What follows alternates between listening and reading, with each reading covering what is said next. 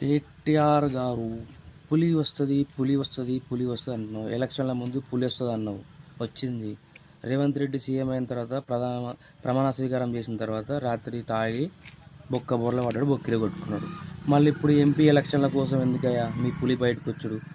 మళ్ళీ మొత్తమే ఉన్నాయని నిలబెట్టుకుని మొత్తం ఇంట్లో వాడనిక. నీకు ఓటేస్తే బీజేపీకి ఓటేసినట్టే, అదందరూ జనాలు తెలిసిపోయింది. ఉన్నది కాంగ్రెస్ ప్రభుత్వం, అందరు వేసేది ఎంపీ ఎలక్షన్లలో ఎంపీకే, కాంగ్రెస్ ఎంపీకే వేసుకుంటాం మేము. నీ పులిని తీసుకుపోయి బోన్లో పెట్టుకుర్రి.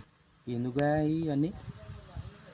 పులి పాడుగాను. ఆ పులి ఆల్రెడీ అందరు జనాలు రక్తం తాగింది, పోయి పన్నది. ఇక ఆ రక్తం నెమరేస్తుంది. ఇట్లా ఇంకా తాగాల్సిన రక్తం మా దగ్గర ఏం లేదు. ఇక చక్కగా పోయి ఇంటికాడ వండుకోమని చెప్పు చల్లగా.